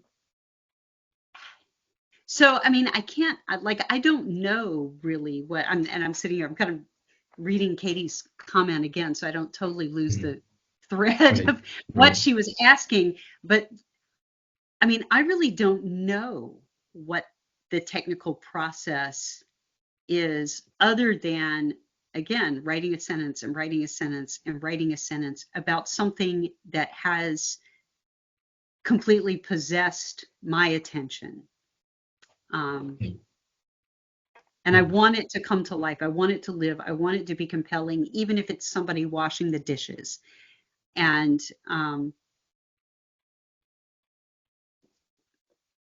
but other than trying to write good sentences, I really can't tell you how that happens. well, Yeah. and just really quickly, because I know there are other good questions, but just really quickly on that point, it's I think I remember who said it, but the advice is basically that the difference between a good novelist or an amateur novelist and a good novelist is that the good novelist knows when to sort of skip passages of time because the things in between the two scenes are just not interesting enough to keep the reader's attention or to bother Right. them about them. And so I think so much of the art of fiction is actually caught up with that, just making the decision to when do you let the narratorial eye sort of stop looking at that particular thing, maybe fade out to a panoramic view of a larger picture of what's going on before you move to the next thing. Yeah. Right. Yeah. So you're always maintaining tension, basically. Yeah, You're not letting totally. anything go slack while like somebody ties their shoes in the entrance hall before they leave the house. You know, Yes. I mean, 'cause then, you know, like you skip over that in movies, you know, I mean, a movie would be completely boring if it actually followed somebody through the whole process of leaving the house. That's what that I think that was Unless Holderlin's they're doing point. That's something Holderlin's really, point. Yeah. yeah, exactly. I mean, unless the whole point is that she forgets her keys 15 times and has to keep going back, in which case Yeah. it becomes comedy. Yeah. But yeah, I think this really is just a way of talking about, you know, maintaining a certain dramatic tension in a scene by excluding anything that's extraneous. Right. We have another question in the chat. I think we've got 3 questions in the docket, so we'll get to those. I probably won't get more than that. So if you have a question you want to ask, maybe you can email it somehow to someone, and they will answer it. But we've got 1 in the chat, and then 2 here, audio questions. So Kathy West, and then Katie Hartzell sort of seconded this question. The idea of a failed novel, that a failed novel is required to write a successful novel, suggests that the failed novel is not an entire failure. Since something seems to be gained from the process, what writerly insights gained from your so-called failures might you share with us? Yeah, I think so. I would say that I spent an entire day writing, which is a costly amount of time when you have 4 children, last summer, working on a draft of Blue Walls, where I had tried to steal a paragraph from that novel that I wrote in my mid-20s and make it viable in the new novel, and it was impossible, except for one particular sentence. And the reason for that is that the prose at that point was too ostentatious and sort of called attention to itself and needed to be shed. And secondarily, I guess I would say one the thing that I noticed when I went back to, because again, Peter Clavier and Minor C is Peter Clavier's uncle, who's a pastor and a jazz musician, and he sort of prophesies this future of otherworldly greatness for Peter Clavier, who ultimately declines that prophetic role. But they're both present in the first novel, but I would say that from the distance of 10 years, I realized how sentimentally I had treated them, and that was a major reason for the lack of compelling characterization. And so part of it was just the distance and hopefully some measure of wisdom in spite of a lot of life failures to be able to sort of see these characters as both sort of marvelously intriguing and arresting, and also kind of deeply flawed in ways that I hadn't written into their first rounds. And so I guess that was one of the big insights that I was left with. But again, I simply could not let him entirely die or entirely go because he was that significant. Yeah. Right. Yeah. How about you, Sally? That's a failure that we can learn from. Well, I don't have the same experience of having written complete I wrote a lot of parts of novels, which I usually just let drop because the characters would just come to a certain point and there was nowhere for them to go that I could see. And, and occasionally I delusionally think that I'm going to go back and resurrect this and I'm going to have some insight that I didn't have before. So far, I have not. I think though, just the experience of being invested in characters and writing scenes, even if something doesn't, if you just can't see where the arc is going, for me, it's just, and I'm still like astounded that I ever managed to finish a novel. I never thought in a million years that I would do that. Poems you can do because they can be short and, you get it over with. But just to be able to come to a trajectory, to a point in the trajectory where you do actually see the next step. And for me, failed attempts are just getting to a point in the trajectory where I had no idea and gave up. Yeah. Yeah. But just the investment in characters and the experience of writing scenes. I don't know.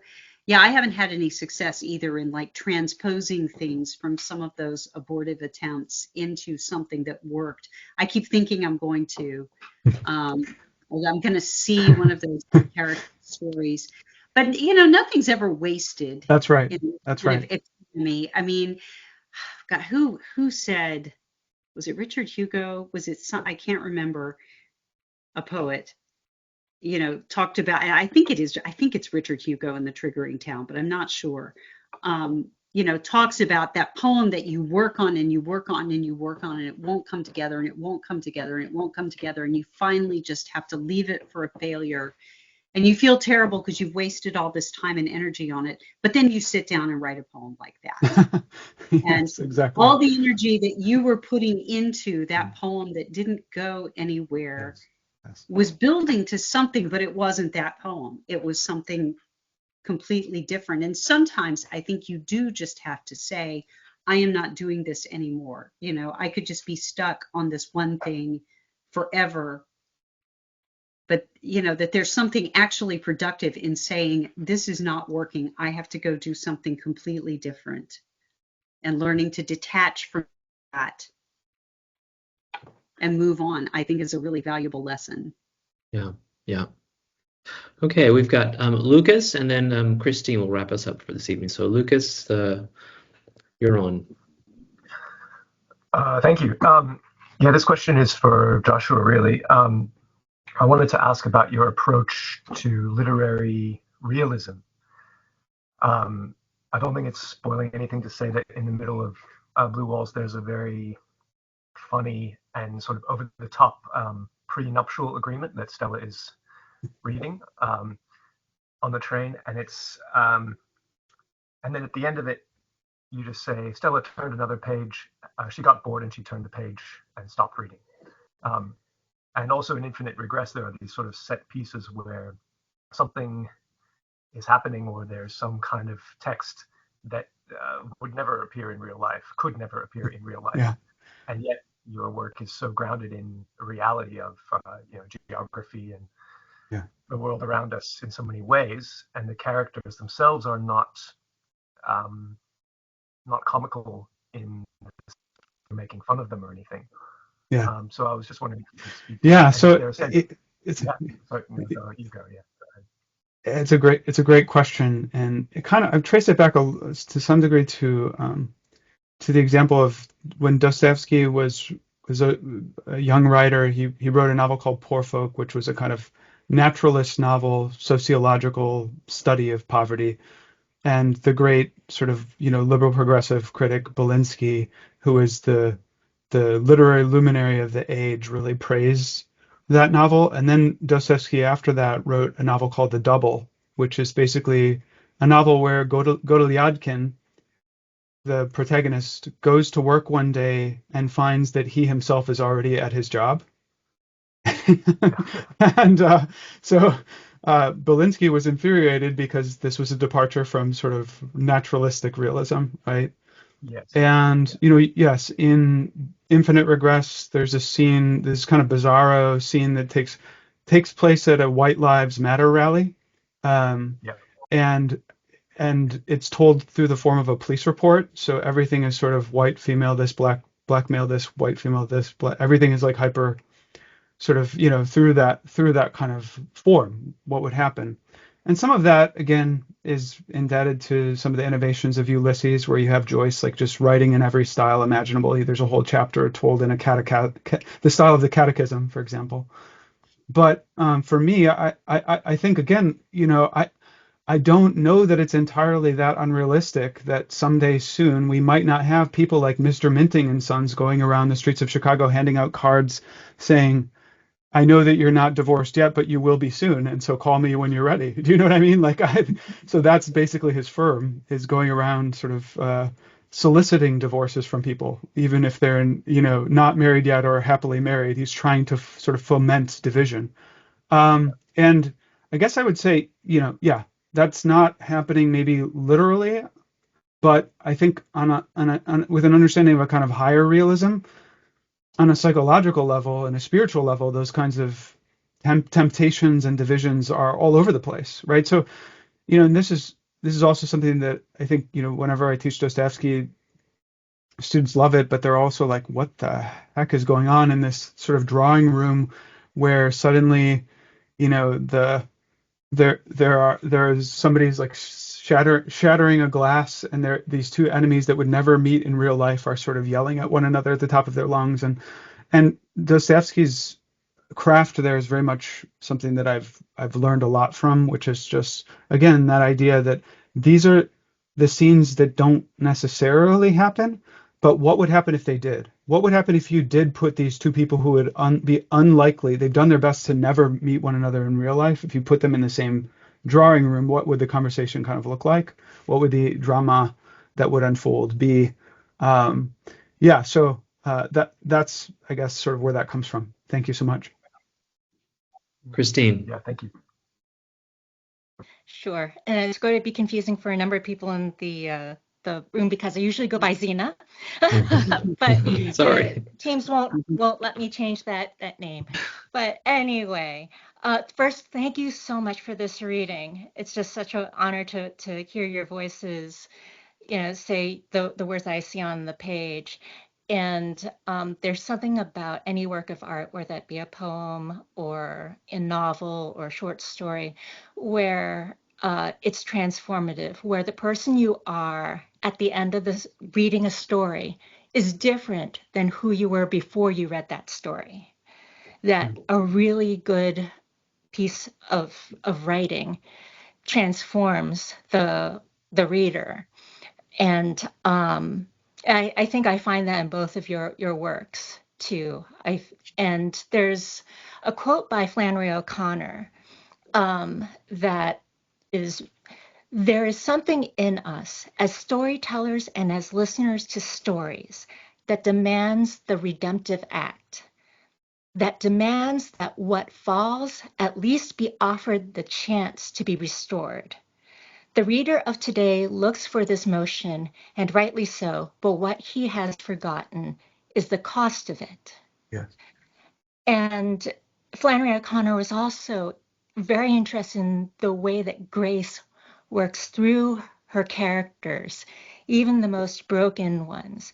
And I was wondering of both of you, how writing your characters, does it become easier the more you write to find grace, the grace that redeems those characters? And also, sometimes the easiest way to get to the truth is obliquely, is to not head for it straight on, but to tell a story around it and not dictate or not to be didactic, and because that's not the way to get into someone's heart. I was wondering what both of you thought of that, about that grace and that obliqueness, that the art of telling stories is a way to have grace work through to that bit of redemption that we're all looking for, because that's what we most wish for ourselves as human beings. I'll let Sally. I'll let you go first. Okay. I think to begin with, that at least when I sit down and start to write and, I'm following a story, I can't think about that. I have to accept, as I do in real life, I have to accept that grace is present and it's there, it's everywhere, it's in everything. And most of the time, I don't, like most of us, I'm blind to a lot of it. And, and I'm interested in these characters who are wrapped up in their situations. And most of them are completely, not thinking in these terms at all. If anything, at least with Amelia, for example, in this novella, with my other psychologist character, I like psychologists. My psychologist character, Lavinia, in A Fire in the Hills, they're both people, and I don't know, I didn't set out to say, oh, psychologists do this, because I don't actually think psychologists do this necessarily, but these two characters do. Both kind of have this deep-seated belief that they can remake themselves, and that their therapeutic process and their therapeutic language and their therapeutic way of understanding things is a way to deal with pain in their past and find, they wouldn't even use the word redemption, but that's what they're thinking. It's what they're, subclinically longing for, I guess. And and that to me is very interesting. And I think about, I think all the time about Dana Joyous' essay, The Catholic Writer Today, and the passage that always stands out to me is what he says about the world all around shining with this invisible presence of God. And it's interesting to me to have these characters living and moving in this world.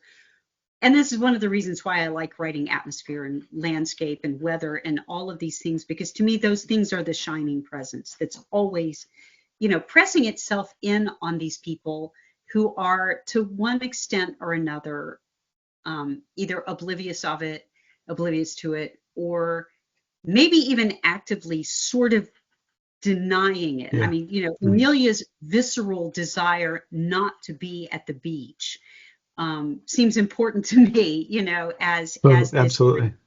The beach is the hound of heaven, man, and she's gonna, sell it to get the hell out of there. That's what she wants to do.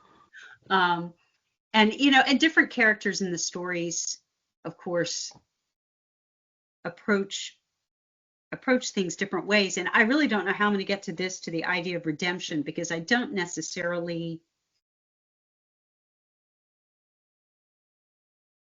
know how that works. I don't necessarily know how people in these stories are.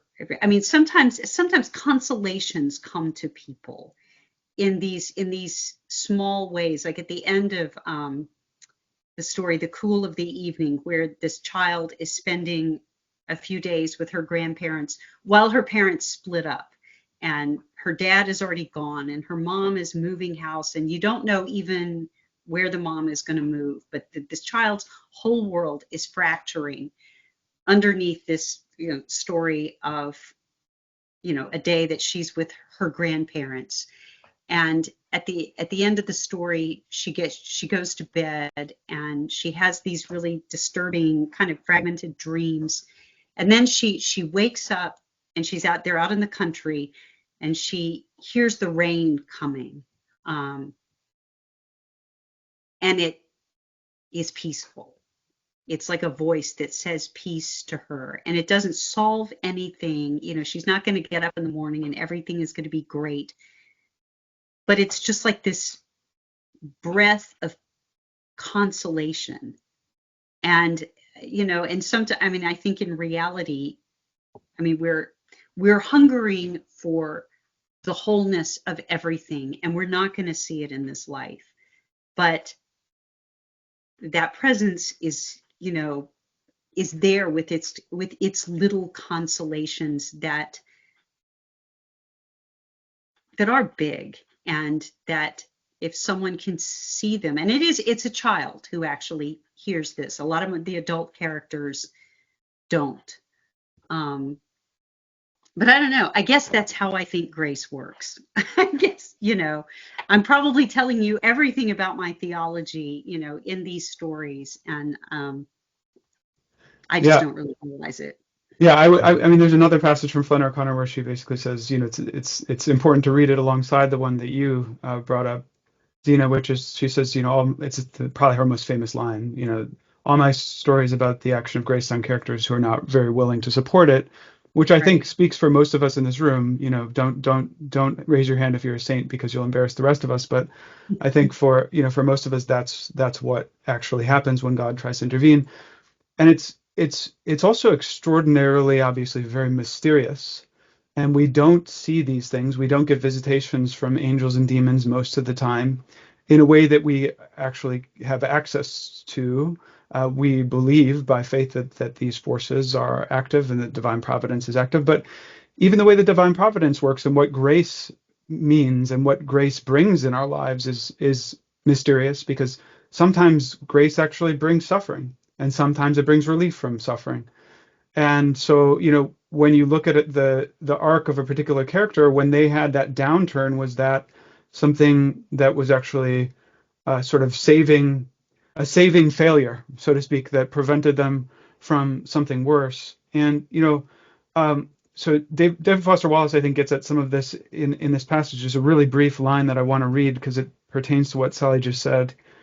This is from Infinite Jest. He says, "What Metro Boston AAs are trite but correct about is that both Destiny's Kisses and its dope slaps illustrate an individual person's basic personal powerlessness over the really meaningful events in his life, i.e., almost nothing important that ever happens to you happens because you engineer it. Destiny has no beeper. Destiny always leans trench-coated out of an alley with some sort of psst that you usually can't even hear because you're in such a rush or to or from something important that you've tried to engineer." And so I guess I would say most of my characters inhabit that disposition towards reality. Most of them are not necessarily believers, and I think, typically in good novelistic fashion, the way that I work that out structurally, and there is some amount of like design to it, is that you have one character like Minor C, who's a faithful preacher. And I agree with probably most of what Minor C says, but maybe not everything, because some of the things that he came up with, I actually found, to be missing the mark or sort of scandalous even. But much of what he says, I resonate with. And then you have sort of Stella, who by the end of the novel is in a different relationship to God than she was at the beginning. And there's also something of that kind of arc that happens with Peter Clavier, but the shift for Stella is much more explicit, and the kind of subterranean shift in Peter Clavier is much more slant. So it's kind of told on a lower frequency that maybe you'd have to really be attentive to hear. So I guess to me, that's what I love about the novel, is you can explore sort of these, I wouldn't say just antinomies, because it's not just like two explicit contrasts. It's more of a continuum. I think it's maybe Benedict XVI who came up with this distinction, and forgive me if it's not him. We don't unfortunately have a NBC fact checker with us tonight, but I think I think that he came up with this idea that you have sort of believers, you have people who have been given the gift of faith, but then from there, it doesn't just go into, then you have non-believers, right? Then you have sort of people who don't have faith but wish they could have faith, right? And then maybe you have agnostics, and then you have, right, sort of committed atheists, and even different atheists are of different stripes, right? That Zosima gets at this in the Brothers Karamazov. There are some atheists who are sort of actively loving others, and there are some who live out a life of hatred. So I don't know. I love the novel because you can explore through a cast of, let's say, 5 main characters that you're vacillating back and forth between, all of those different sort of spiritual positions at once. And they're talking to each other across the novel without necessarily talking to each other in the same room, if that makes sense. So, yeah. Well, great. Joshua, Sally, thank you so much for the great readings tonight and the answer to the questions. Would everyone please join me in our sort of Microsoft Teams way, Zoom way of thinking, Sally and Joshua. And thanks to all of you on behalf of Wise Blood for coming out tonight and to listening and to spending your evening with us. So thanks again. Yeah, thank you. Thank you, Micah, and thank you, everyone. It was a total joy to be with you all. Thanks, everybody. My pleasure. God bless you all. Have a great evening, everyone.